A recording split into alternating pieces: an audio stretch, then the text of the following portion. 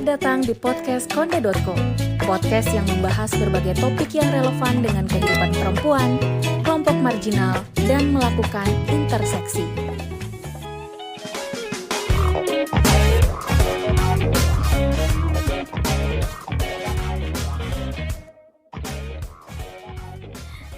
Halo Kondevelas, kembali lagi dengan aku Bila di podcast Konde.co.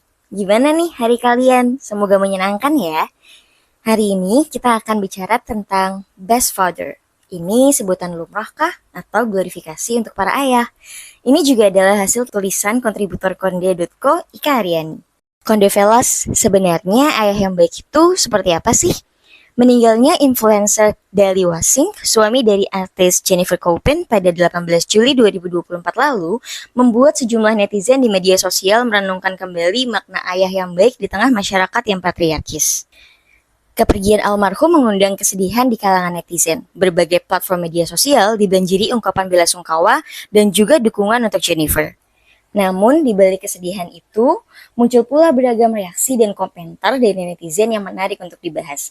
Salah satu yang ramai jadi pembicaraan di kalangan netizen adalah istilah best father. Istilah ini muncul dari para fans yang menganggap sosok Dali Wasing sebagai ayah yang baik bagi anaknya.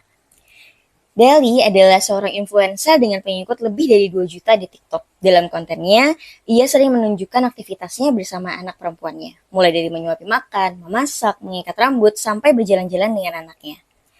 Dari sebutan best father itu, muncul anggapan lain yang mengatakan kalau itu hal biasa dan tidak perlu kita glorifikasikan. Dari sinilah perdebatan netizen dimulai. Nah, tapi kali ini kita tidak akan membahas mengenai seperti apa sih sosok best father yang ideal, tapi akan lebih menyoroti dari mana munculnya istilah best father dan juga kita akan membahas ini dari perspektif gender. Nah, Kondevelas, mungkin konten Papa Dali yang telaten mengasuh anak ini masih dianggap sebagai sebuah hal yang istimewa. Komentar pujian sangat banyak kita temukan saat kita scrolling tentang Papa Dali. Anggapan ini valid karena dalam masyarakat yang masih hidup dalam pembagian peran tradisional, aktivitas yang dilakukan Papa Dali bersama anaknya adalah sebuah hal yang jarang ditemukan dari sosok ayah. Bell Hooks dalam bukunya The Will to Change Man, Masculinity and Love menjelaskan ketika laki-laki tinggal di rumah untuk melakukan pekerjaan rumah tangga dan membesarkan anak, dalam masyarakat hal ini masih dipandang sebagai tidak wajar oleh sebagian besar pengamat. Alih-alih dipandang melakukan apa yang harus mereka lakukan sebagai orang yang sedang berada dalam sebuah hubungan dengan istri dan anaknya, mereka malah dipandang sebagai ayah yang sangat satria, yang mengorbankan kekuasaan dan hak istimewa yang mereka miliki sebagai laki-laki pekerja untuk melakukan pekerjaan perempuan di dalam rumah.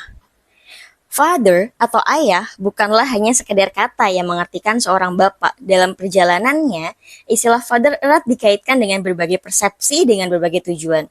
Oxford English Dictionary misalnya menyebutkan istilah ini umum digunakan pada abad ke-19 di Amerika. Pada tahun 1800-an, istilah father dikaitkan kepada presiden-presiden di Amerika ataupun pemimpin-pemimpin lokal untuk menegaskan otoritas mereka atas masyarakat lokal suku Indian.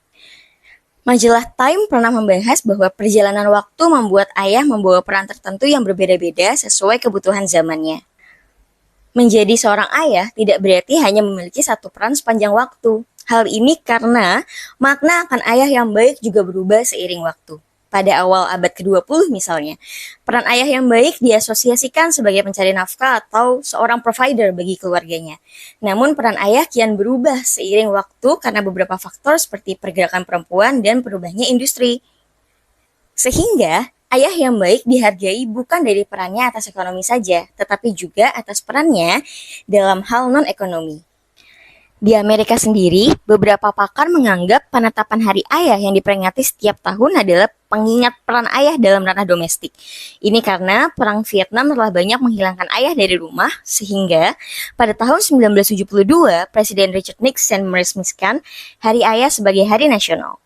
Adanya pergeseran makna ayah yang baik inilah yang membuat masyarakat memiliki ekspektasi terhadap sosok ayah. Sosok ayah bukan lagi dianggap sebagai peran tunggal untuk mencari nafkah atau urusan ekonomi saja. Namun, juga peran domestik seperti mengganti popok, bermain dengan anak, hingga memasak. Di sisi lain, orang yang merasa aktivitas itu adalah hal umum yang lumrah dilakukan seorang ayah menganggap semua tindakan ini sekedar aktivitas basic. Namun di Indonesia, tampaknya pekerjaan domestik yang dikerjakan oleh seorang ayah masih menjadi standar yang sangat tinggi untuk dicapai. Terlihat dari aktivitas Papa Delin dengan konten kegiatan domestiknya yang mendapatkan perhatian dan sambutan yang sangat tinggi karena hal seperti ini masih jarang ada. Padahal sudah seharusnya tugas membesarkan anak adalah tugas bersama, ibu dan ayah, dan juga anak-anak butuh pengasuhan yang seimbang. Nah, kalau menurut kalian gimana nih Kondevelas? Silakan membaca artikel lengkapnya dan juga tinggalkan pendapat kalian pada post di sosial media Konde ya. Sampai jumpa di podcast Konde.ke selanjutnya. Terima kasih sudah mendengarkan dan mari bergabung dalam perjalanan kami untuk menyediakan platform bersuara bagi mereka. Konde.co adalah media yang memperjuangkan perempuan, kelompok marginal, dan intersection.